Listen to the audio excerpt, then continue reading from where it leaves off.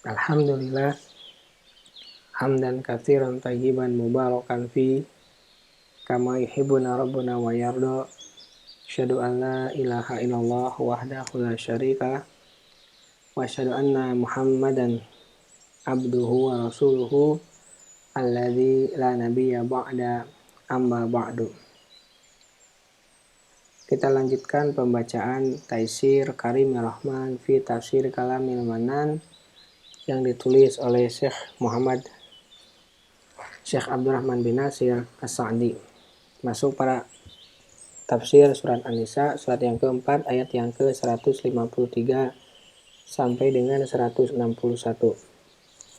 Kita lanjutkan bagian yang kedua, yaitu pembacaan tafsir ayat 153 sampai dengan 158.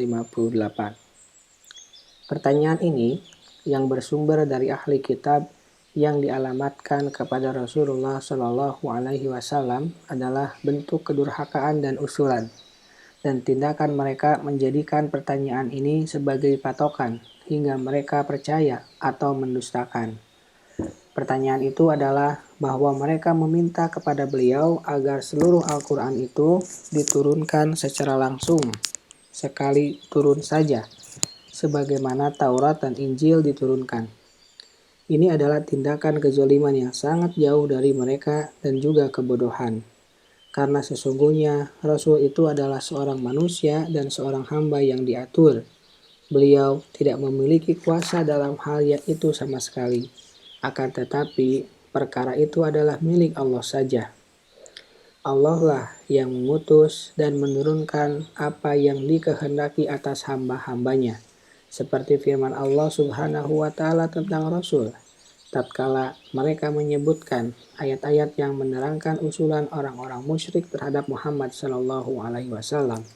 Auzubillahi minasyaitonirrajim. Qul subhana rabbi hal kuntu illa basyaran rasula. Katakanlah, Maha Suci Tuhanku, bukankah aku ini hanya seorang manusia yang menjadi Rasul? Al-Isra ayat yang ke-93. Demikian juga tindakan mereka menjadikan pembeda antara kebenaran dan kebatilan dengan hanya sebatas turunnya Alkitab secara keseluruhan atau terpisah-pisah. Hal itu adalah sebuah tuduhan yang tidak berdasarkan dalil sama sekali, tidak sesuai bahkan tidak ada syubhat. Lalu dari mana datangnya dalil pada kenabian seorang nabi di antara nabi-nabi bahwa seorang rasul yang datang kepada kalian dengan membawa kitab yang turun secara terpisah-pisah, sehingga kalian tidak beriman kepadanya dan tidak mempercayainya? Akan tetapi, turunnya Al-Quran secara berangsur-angsur sesuai dengan kondisi adalah menunjukkan akan keagungan Allah dan perhatiannya kepada orang yang kitab tersebut diturunkan kepadanya.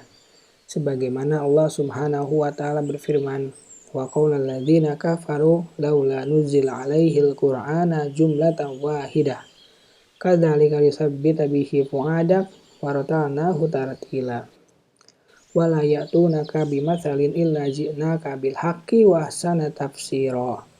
Berkatalah orang-orang yang kafir, mengapa Al-Quran itu tidak diturunkan kepadanya sekali turun saja?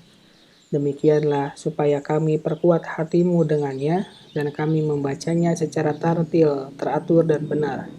Tidakkah seorang orang kafir itu datang kepadamu membawa sesuatu yang ganjil, melainkan kami datangkan kepadamu sesuatu yang benar dan yang paling baik penjelasannya.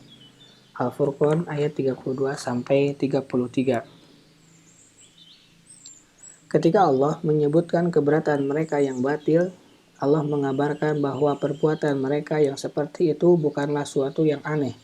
Bahkan telah ada sikap-sikap sebelumnya dari mereka yang jelek yang lebih buruk yang mereka tempuh bersama Rasul yang mereka klaim bahwa mereka beriman kepadanya. Yaitu permohonan mereka kepada beliau agar dapat melihat Allah secara nyata.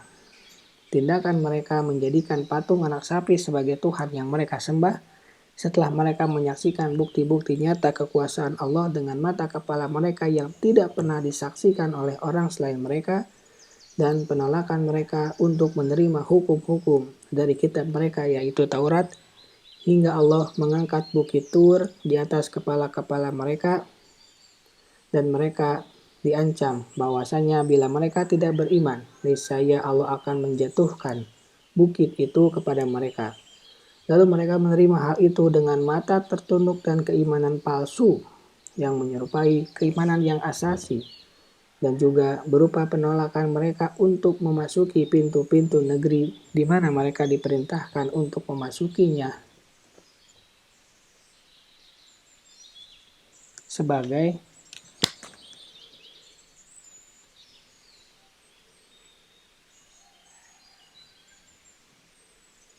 dan juga berupa penolakan mereka untuk memasuki pintu-pintu negeri di mana mereka diperintahkan untuk memasukinya sebagai orang-orang yang bersujud dan memohon ampun, tetapi mereka menyalahi perintah dan perbuatan yang diwajibkan. Juga tindakan melampaui batas dari orang-orang di antara mereka terhadap hari Sabtu, hingga akhirnya Allah menghukum mereka dengan hukuman yang keji tersebut. Dan diambilnya perjanjian yang kuat atas mereka, namun mereka melemparnya di belakang punggung mereka, dan mereka kufur kepada ayat-ayat Allah. Mereka membunuh Rasul-Rasul Allah tanpa hak. Dan di antara perkataan mereka adalah sesungguhnya mereka membunuh Al-Masih Isa alaihissalam dan menyalibnya. Padahal kenyataannya mereka tidaklah membunuh Al-Masih dan tidak pula menyalibnya. Akan tetapi orang lain diserupakan dengannya hingga mereka membunuh orang lain tersebut dan menyalibnya.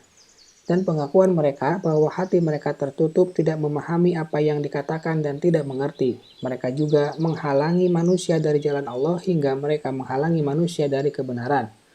Mengajak manusia kepada apa yang mereka yakini berupa kesesatan dan penyimpangan, dan mereka juga mengambil riba dan barang barang yang dilarang. Padahal Allah telah melarang mereka darinya dan telah menegaskannya. Maka orang-orang yang melakukan perbuatan-perbuatan seperti itu tidaklah aneh bila keluar dari mereka permintaan kepada Rasul Muhammad SAW untuk menurunkan kitab berbentuk buku kepada mereka dari langit.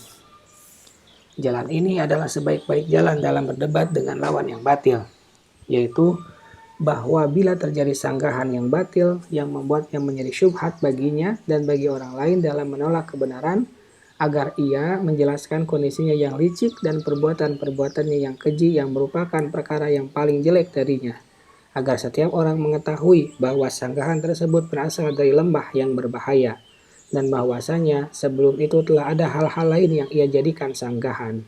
Demikian juga setiap sanggahan yang mereka utarakan atas kenabian Muhammad SAW mungkin dapat dilawan dengan yang sama dengannya atau dengan yang lebih kuat darinya pada kenabian orang yang mereka akui beriman kepadanya, agar kejahatan mereka selesai dengan hal tersebut dan kebatilan mereka terputus.